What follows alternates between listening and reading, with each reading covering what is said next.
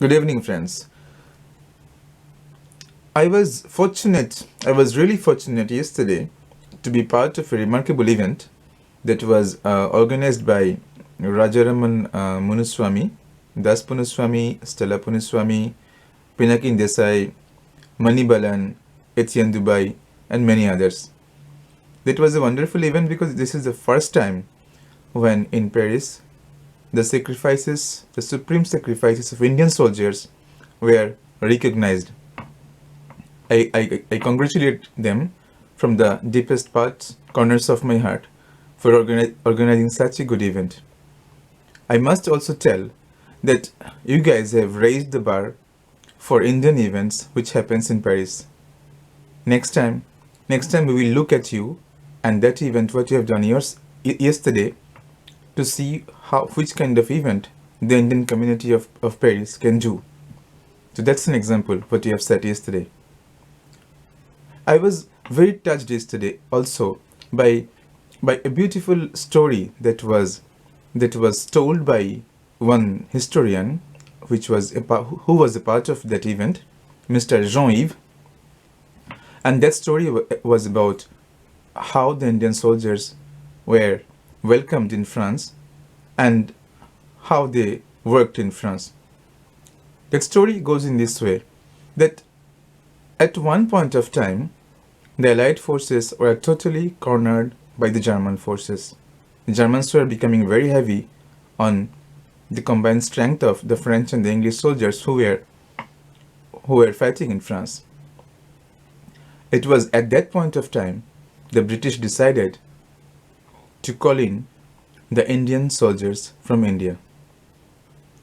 130,000 Indians were then welcomed in France, were taken to France, out of which there were 90,000 soldiers and 40,000 support staffs. When those soldiers came to France, the French people, who has never seen before, people in turban, people having beard, and people fighting with a brown skin color. When those Indian soldiers were marching on the streets of Marseille, those French people, they were very happy, and they were all making queue on the street to see them. They were happy because some people have come to save them, to fight for them, to fight against their enemies, and to liberate their soul and their soil. The girls were so excited seeing the Indian soldiers. Jean was telling that historian that they were jumping on their laps, they were hugging them and kissing them. The Indian soldiers at one point of time, they dropped their guns and they were clapping. At the same time, supporting the claps of the people who were seeing them. That was a wonderful ambience. And he was telling such emotional things, and I was totally full of emotion when I was listening to that story, that so many soldiers who came to a place where they never came, and when they and to fight for that country which they never knew before. And those people who are taken to the north of France, they were fighting in extreme cold, and in one war, in one battle, 4,000 Indian soldiers were dead. They sacrificed their life and they owned that battle. That is called Neuf-Chapelle, and that is the reason where we have many memories in Neuf-Chapelle even today left there. Out of those 90,000 soldiers, 50,000 were wounded when the mission was completed. That's an incredible proportion. More than 50% of the soldiers who were fighting were injured, and 9,000 dead. That is also a very important proportion, because that means 1 out of 10 soldiers who were fighting died during the battle, during the different battles that they fought in France. I will also take this opportunity to speak about what I read and what touched me quite a lot. That one boy of 12 years, a 12 years old boy, was taken to police custody because a classmate of him thought it is fun to point finger at a brown guy and tell, this guy is having a bomb. The police came, took him without informing his parents to custody, without even checking if he is having something, and kept there for 3 days. How incredible is this? And where we human have gone. I was sad because my eldest son is also 12 years old, and I cannot even imagine a similar thing, that a friend of him, a classmate of him, just for the sake of fun, is telling, see, this guy is having a bomb with him, and police is taking him for 3 days in custody without informing me and their mother.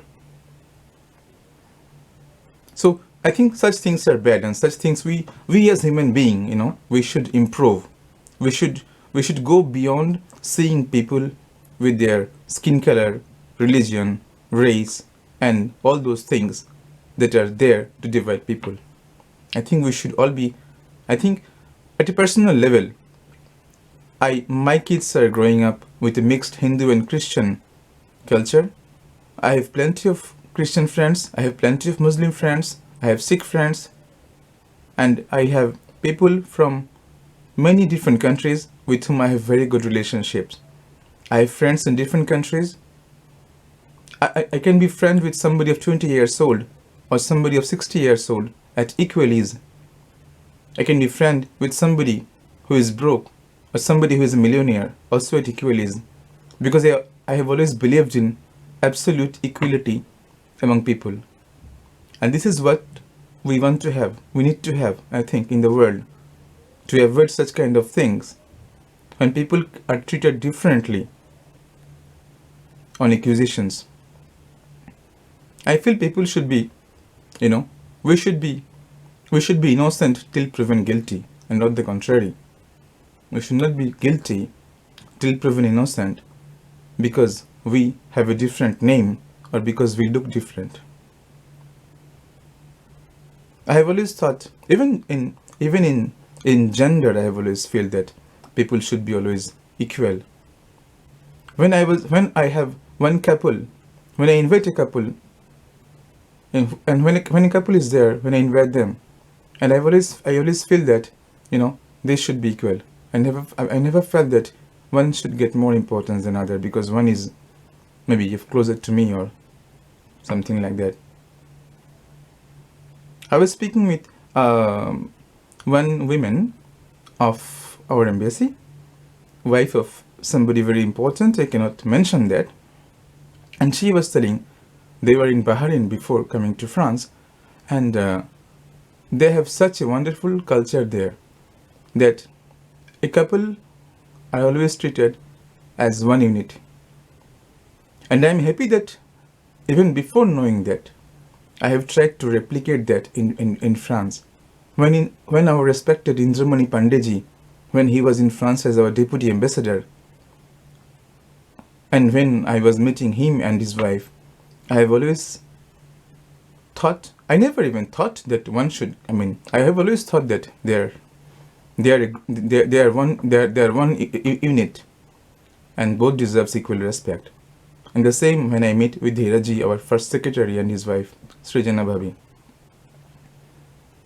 I'm happy that people are doing like this, and I'm happy that slowly we are going towards a society where we have more equality, more and more equality in gender, in race, in religion, in culture, or irrespective of all those things, little things that divides us.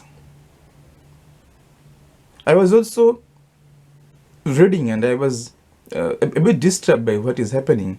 I'm in India nowadays, because I see people who have won election, people whom we have given vote, people whom we have trusted, people whom we have given so much power and privileges. Instead of joining hands, instead of finding out solutions that can help us, instead of making our country a better place, they are investing their time, they are investing their energies in fighting against each other. They are investing their energies to pull each other down. They're investing their energies to point fingers on each other, blaming people, each other, accusing and abusing each other. I think this is not good. I think this is not setting a good example.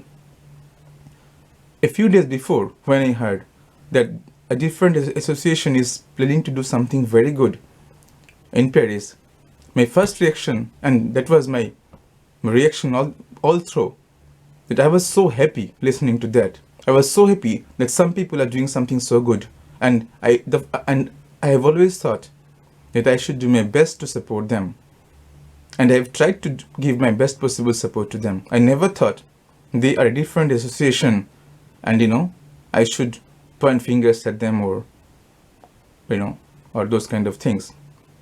And why cannot our politicians, I want to know this, why cannot our politicians do the same thing? When somebody is doing something good, why cannot you simply support that person without thinking about your political affiliations, the way how people sometimes work between associations? If somebody is doing something good, you should support them.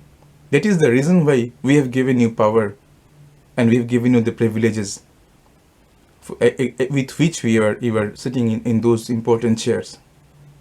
So I would love to see that the politicians, instead of spending your time in blaming and abusing and accusing each other, you are joining hands and you are brainstorming together and finding solutions together for our great country. On this, Jai Hind.